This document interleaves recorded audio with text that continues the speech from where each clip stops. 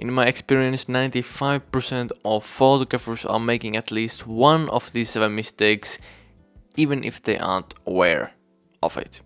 And even making one of these mistakes can absolutely ruin the potential of your photos.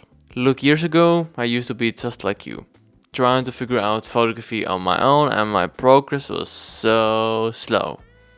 And I was making many photography mistakes that could have been easily avoided, and that's why I'm making this video for you right now. If you're new here, hi, I'm Hugo, and these are the type of photos I made when I was starting out, and now I take photos like this, and this. So in this video I'm gonna be walking through these exact 7 mistakes most photographers are making, and after you've seen all the 7, your photos will never be the same again.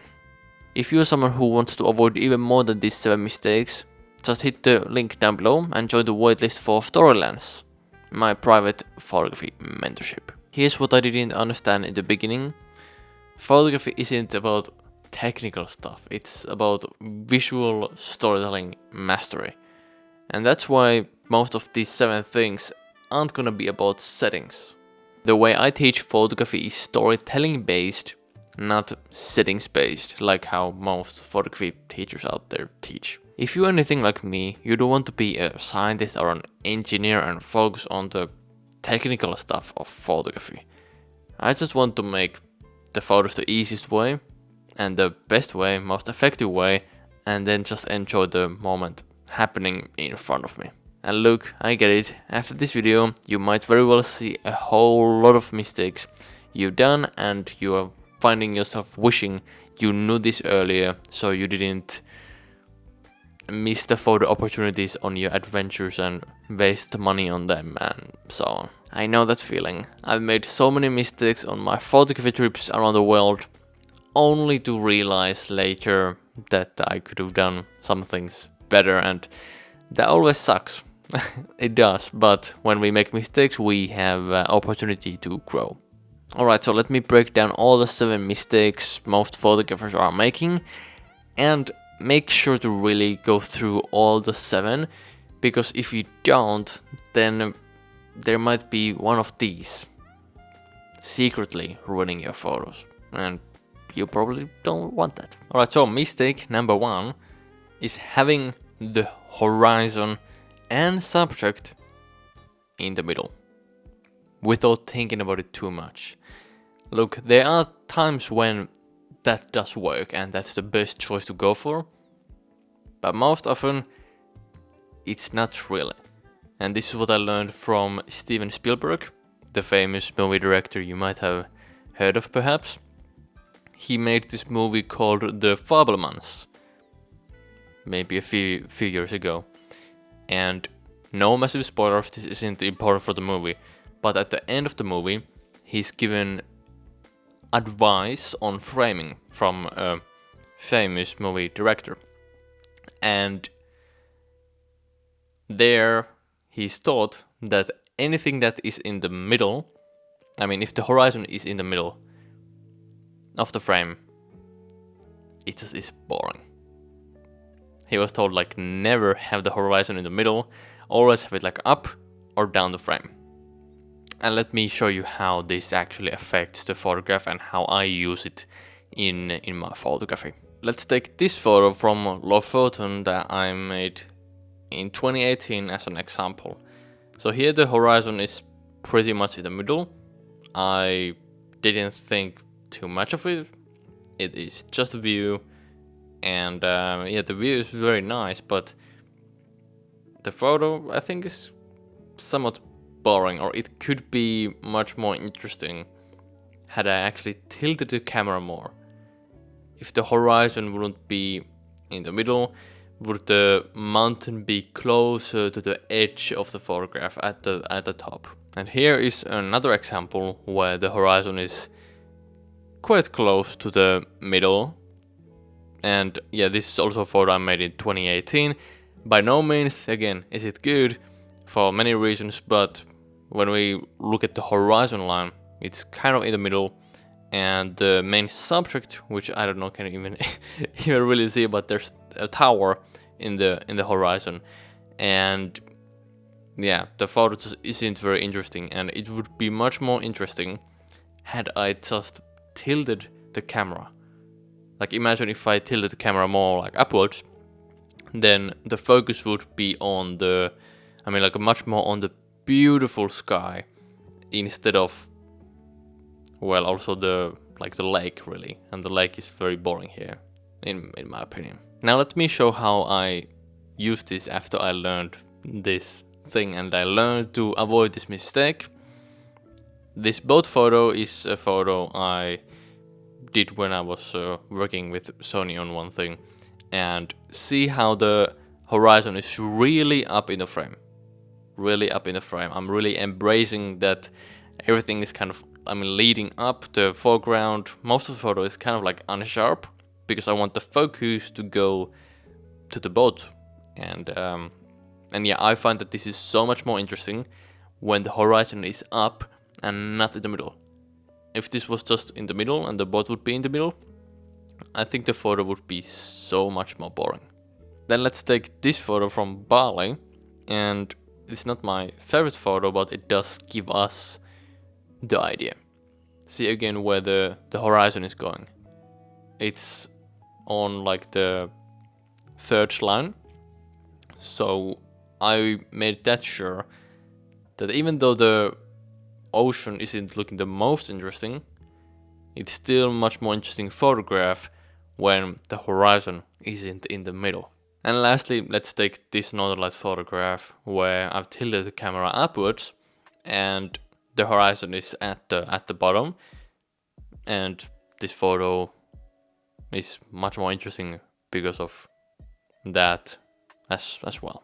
Now let me show an example of where this actually works, like if you want to put something into the middle, because they are those cases. Let's take this photo from my Japan trip as an example. I don't think it is my best photo, but here is a reflection. When you're going for symmetry, I find placing the horizon in the middle makes sense, because, well, you're trying to achieve symmetry in the photograph. So those are cases where this especially works out. But most of the time you probably aren't going for symmetry. So I would always aim to look, can I put the horizon somewhere else than the middle? And what happens when I do that? And I would bet most of the time you will find that the photograph you're making is so much more interesting. So that was the horizon part, but the same goes for the subject somewhat. So don't blindly go and just put the subject to the middle. That can be, that is something most people do, especially when they start. They just assume the subject needs to be in the absolute middle of the photograph, but I'm here to tell you that doesn't need to be the case. You can put the subject more up, you can put it down, you can put it to the right, you can put it to the left, and that often is the best choice. If you're going for symmetry, yes, middle can work amazingly. But otherwise, I would look, could you put the subject to, for example, rule of thirds, somewhere there, like could you use rule of thirds and position your subject there? That can become then much more interesting. Let's take some examples, shall we?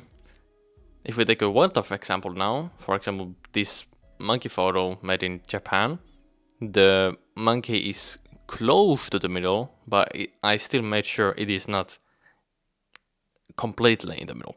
So when we are looking at how the framing is, it's more on the upper side of the photograph to make sure there's more depth and that it just looks more interesting.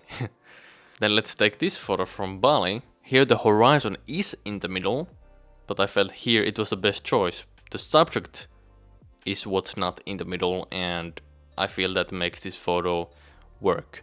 If the subject was also in the middle, then this would be a horrific photograph. So yeah, like there I placed the subject on the bottom, and I feel this makes the photo feel give the emotion that I want to give, which is that, well, I mean, the person is alone, perhaps a bit lonely, reflecting, and so on. And lastly, let's take this photo from Bali as an example. See how the main subject, the person, is not in the middle, and how big of a difference this makes. Like, imagine if the person was in the middle of the photograph. It would be so much more boring, and it wouldn't communicate what I want to communicate, which is that the person is alone here. I use the surrounding elements, so to say, to emphasize this feeling. So don't blindly just put the subject in the middle. There are cases where it works, especially symmetry, like how it's in my most famous photograph. Like, yeah, it's in the middle, but it works because it's a very simple photograph. There isn't much going on. So avoid blindly putting the horizon in the middle and the person in the middle. Alright, mistake number 2 is especially what I see very often, and this is gonna make a massive difference. It might seem small, but it really makes a difference. Which is that you don't have clean edges in your photographs.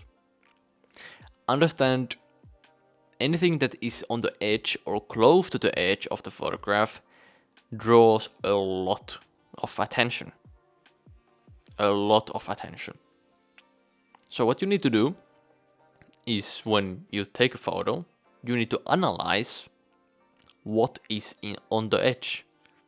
So don't just focus on taking a photo of the subject, but actually analyze what is going on in the photograph, especially on the edges. And when you notice this on field, you can make some changes. You know, if there's a rock, for example, on the edge, or a branch, or I don't know, a person, then maybe you can zoom in, maybe you can move around, maybe you can remove a rock, and now your photograph suddenly is so much better. The attention of the viewer will actually go to where you want, and it's not gonna get distracted by these elements happening on the edge. Now, at times, you can't do this. If there's a person, you might not be able to just like throw them away, you know? So then it's gonna come down to you and your post-processing and the choices you want to make there. There isn't a right or wrong way to go about it. There are many different opinions.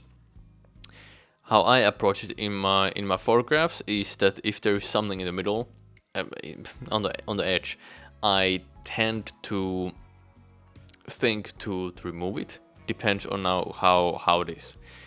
Often I do find myself removing some smaller rocks, or if there's a distracting person, or if there is some branches or something like that. I don't like to remove a lot from photos, because for me it's very important to preserve the memory that what I was experiencing.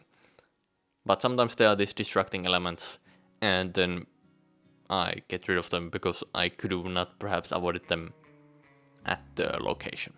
Or sometimes simply I just make a mistake on field and I end up having something on the edge in the photograph, and then I just want to remove that in post. That also happens. Let's go through some photos I made in the past, and I will show you where I have made these mistakes, so you are better aware of are you doing this too. So let's take this tree photo, which in many ways is horrible, but if we look at the bottom left over there, there's this bright part in the lake that is drawing a lot of attention. So would I be now editing this for the first time? I would remove that, because that draws a lot of attention from the main thing that I want to highlight, which was the tree on the on the island. Then let's take this photo that isn't very, very good.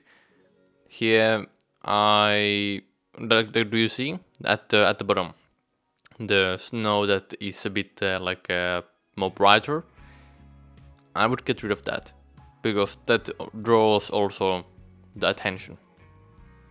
So be aware of what's happening on the edges, because edges do attract a lot of attention. If there is something there that isn't serving the purpose, then I would just aim to get rid of that. And this will make your photos much, much better. I look at this photo from my lovely hometown in Finland. There is these trucks at the bottom, and that really distracts the eye. So if you just remove that, I would just so much better flow towards the sun set, which I want to actually highlight back then. And before next mistake, if you'd like a step-by-step roadmap of what to learn and in what order to improve your photography, then just go to the description and get my free guide on this. Alright, mistake number 3 is that you aren't aware of the lines in your photograph. That you have kind of like bad lines or wrong lines, so to say. So there are lines in your photograph that are leading your eye somewhere where it shouldn't go, so to say. So here is the first example of this wrong lines. This is a horrific photograph, but I think it gives now a good example of what this can do. So when we look at all the lines here, there is this thing on the right. I don't know what it's called, but yeah, on the right edge of the photograph. So the lines lead there, you know? Lines lead basically out of the photograph. And that's not what I want. I wanted to highlight the sun, I guess. I don't really remember what I was doing here, but I suppose I was photographing the sunset. And now all the lines are just leading to a different direction. And that's not what you want. You want the lines lead to the thing you want to highlight. And here's another horrific photograph showing this example. So see how the lines are just leading to kind of like nowhere. I wanted to highlight the boats, I suppose, and the lines aren't going to the boat. It's going to like, I don't know, parking lot or something. So I hope now you understand this, that really be conscious of where the lines in your photographs go. So be conscious of that. Most people don't do that. Then mistake number 4, and this is something I really wish wouldn't be a thing, but many do miss out on amazing moments, photographs, because of this. It is about trying to perfect the freaking settings. Seriously, settings are important, but don't try to perfect them. What's important is the shutter speed, somewhat, depending on what's happening in the photograph. You need to have the photo, of course, sharp, and then the aperture, because that also does affect sharpness, and the story, because some things will be maybe out of focus, maybe some not. And yeah, that affects the story. But then the ISO, that doesn't really matter. Now it depends on your camera where it should be and like what's the maximum you can push it. But if you do have a somewhat modern camera, I mean, I have one from 2018, that works extremely well in low light scenarios. And not just like a low light, but it can push the ISO very high. Sometimes I push it to ISO 16,000 and it's still usable, especially nowadays you have like Adobe denoise or what, Lightroom denoise. And that just is gonna solve the noise problem. So focus on actually capturing the moment, what you're there to do. You aren't there to try to perfect the settings. Just get good enough settings, capture the freaking moment, and that's how you actually get the photographs. Not about trying to optimize the ISO and grain levels in your photos. And sometimes it is absolutely okay to also not have the photo like, straight, like the horizon straight and stuff, if that means that you will capture the moment. You can fix some stuff in post-production, like the horizon. So just focus on capturing the moment, and everything else is secondary. Mistake number 5 is that most people, perhaps you, also don't think of the foreground enough. And you might just tilt the camera towards an interesting subject. If you have an interesting subject, it doesn't mean that if you just take a photo of it, that you will have an interesting photograph. I understand that. So this is especially what I see with Northern Light photographs. I love photography Northern Lights, but most people, how they do it, I find it to be quite boring. And yeah, what most people do is they don't think about the foreground. They just take a photo of the Northern Lights, which is understandable. Like the Northern Lights are gorgeous and you want to photograph them.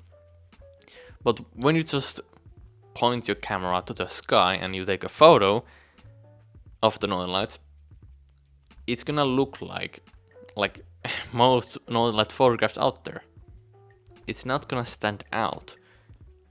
That's why I always aim to have something else than the Northern Lights in my photographs. For example, if we take photos from last Northern Lights season, which I think was my personal best Northern Lights season photography wise, here I have a person in the bottom, and now it is so much more interesting than just a photo of the sky. Like, imagine if I just pointed the camera to the sky and that was it, and there was nothing else going on. The Northern Lights would just be dancing. It would be so much worse. And this photograph actually tells a story. It's not just the Northern Lights. Like here, this is so much better photograph. Take another one where I am, with the Northern Lights. This is so much more interesting when there is a person compared to if I would just tilt the camera up. And this isn't, of course, only with Northern Lights photos. It's with anything. That don't just point your camera at the interesting thing, thinking that your photo will immediately be interesting. Find some interesting supportive elements and think more in depth. How can you make this photo more interesting? What could you perhaps add to the photograph to make it more interesting? So don't just point your camera somewhere and wish for the best. Have a more think about it, alright? And mistake number 6 is that you aren't conscious enough of the colors in your images and what they do to the photograph. I want to make sure always when I make a photo is that it is easy for people to look at and that the colors are communicating the story that I want to actually communicate. We humans associate emotions with certain colors, so you want to be aware what colors you're having, because that's gonna affect the emotions somebody is gonna feel when watching the photograph. And if you have competing colors in your photographs, then it becomes uneasy to look at. So yeah, one thing is that you don't understand the meanings of the colors and what they do to the emotion side of storytelling. But then the other one is that many people, they boost their colors, or they naturally would end up having competing colors. I couldn't find a great example from myself, so I did edit this photograph now a bit to make it worse. So what most people, especially those who are starting out, they might end up boosting colors too much, and that's another mistake. But here, see how the blues and the oranges, they both are saturated, right? And that creates more tension to a photograph, compared to see how in reality I had the blues, is that I made them quite unsaturated. So I took the saturation down and I made sure that orange is the main color in the photograph. That there isn't colors competing, that okay, like what's the main color here? And that is something that I've found out to make a big difference to my photos. So be conscious of what the colors mean and make sure that there aren't colors competing with attention, so to say. And mistake number 7 is that you have too much useless space in your photos. Now, negative space can be absolutely used, and I like to use it as well in my photos, but there is at times where you just have too much space, and space that doesn't actually benefit the photograph, and maybe it ruins the balance of the photograph or something else. Here I thought to take an example from one of my students inside Storylines, my private photography mentorship. And yeah, this photograph is from Alison Millard, and this is a photo she did submit to me for feedback some weeks ago, so a bit after we started working together. And now she has learned from this, and I don't see this mistake happening in her photos. But see how much there is space, like in the sky. Now there's to an extent like there are some lines that do lead to the sun, which is nice, but there is just way too much like empty space that isn't actually contributing to the photograph. So would this photograph just be cropped, for example, it would end up being better, but even then, like this scene isn't as much working because there isn't that much interesting stuff happening in the sky, and then how I understood it, the foreground here isn't the most interesting either. So this was a challenging scene to shoot. But the point is that there is so much space that doesn't actually contribute to the image. So make sure you analyze, is space actually helping you tell the story you want to tell, or is it perhaps distracting or making it unclear what you want to say with the photograph? Fixing these mistakes back in the day made my photos so much better. But of course there's many more things you must learn to fulfill your photography potential. So if you're ready to progress faster and you want my personal help to help you become the photographer you've always dreamt of being, then just hit the link down below in the description to join the waitlist for Storylines, my photography mentorship experience. And if you want to see how I consistently get perfect exposures using 3 simple methods, then check out this video over here. Right, that was awesome. See you in the next one.